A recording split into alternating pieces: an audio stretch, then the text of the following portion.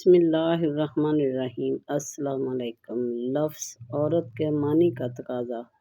حضرت حکیم مولانا اشرف علی تھانوی رحمۃ اللہ علیہ فرماتے ہیں کہ عورت کا معنی چھپانے کی چیز کے ہیں، تو عورت کو اگر چھپایا نہ جائے تو وہ عورت کہاں ہوئی؟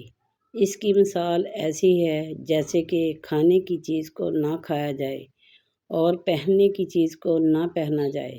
اس صورت میں اس کا لغو ہونا ظاہر ہے، تو یہ بات بھی ایسی ہی ہے کہ عورت پردہ ہوتے ہوئے بھی پردہ نہ کرے۔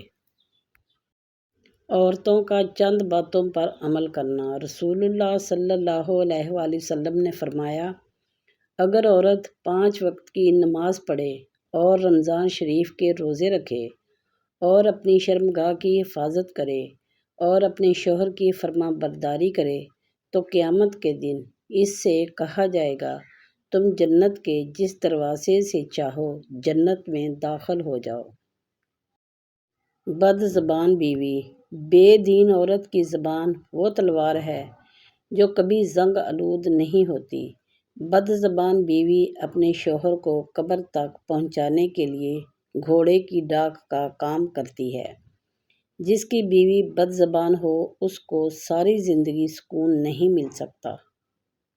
اسی طرح 10 گناہ گار عورتوں کا ذکر کیا گیا ہے کہ بے پردہ عورت، احسان جتلانے والی عورت، تیز زبان والی عورت، شوہر کی نافرمان عورت، دین کا مذاق اڑانے والی عورت، غیبت کرنے والی عورت، چغل خور عورت، بال کھول کر چلنے والی عورت، ہر وقت موت مانگنے والی عورت اور بلا ضرورت گھر سے نکلنے والی عورت۔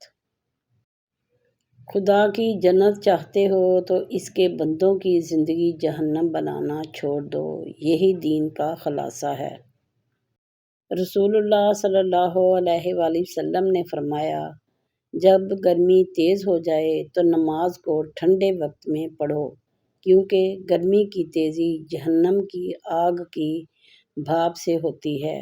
آپ صلی اللہ علیہ وآلہ وسلم نے فرمایا، آباد رہے وہ شخص جو میری حدیث دوسروں تک پہنچائے۔ بیوی نے کہا، آخر عورت کیا کیا سنبھالے؟ تم کو سنبھالے، تمہارے بچے سنبھالے، تمہارے ماں باپ کو سنبھالے یا تمہارے گھر کو سنبھالے؟ تو مرد نے بڑے سکون سے جواب دیا کہ عورت صرف اپنی زبان سنبھالے، باقی سب اپنے آپ سنبھل جائے گا۔ کفر بدترین شے ہے، اس کے بعد ایک تیز زبان اور بد خلق بیوی سے بدتر کوئی شے نہیں۔ ایمان بہترین شے ہے، اس کے بعد ایک خوش خلق محبت کرنے والی بیوی سے بہتر کوئی شے نہیں۔ رسول اللہ صلی اللہ علیہ وآلہ وسلم نے فرمایا، جو شخص غصہ ضبط کر لے حالانکہ وہ اسے کر گزرنے کی استطاعت رکھتا ہو تو قیامت کے دن اللہ تعالیٰ اسے لوگوں کے سامنے بلائے گا اور اسے اختیار دے گا کہ وہ جس حور کو چاہے منتخب کر لے۔ ارشاد نبوی صلی اللہ علیہ وآلہ وسلم، تم اس آدمی کی طرف دیکھو کہ جو تم سے درجہ میں کم تر ہے، اور اس آدمی کی طرف نہ دیکھو جو درجہ میں تم سے بلند ہو، تم اللہ تعالیٰ کی نعمتوں کو حقیر نہ سمجھنے لگ جاؤ۔ وقت دینے کا مطالبہ عموماً انسان ہر کسی سے نہیں کرتا، یہ تو صرف انہی لوگوں سے کہا جاتا ہے جن کے ساتھ وقت گزارنا اچھا لگتا ہو۔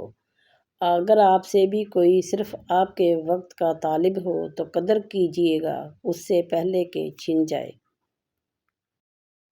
بھوکا سونا مقروض ہو کر اٹھنے سے کہیں بہتر ہے۔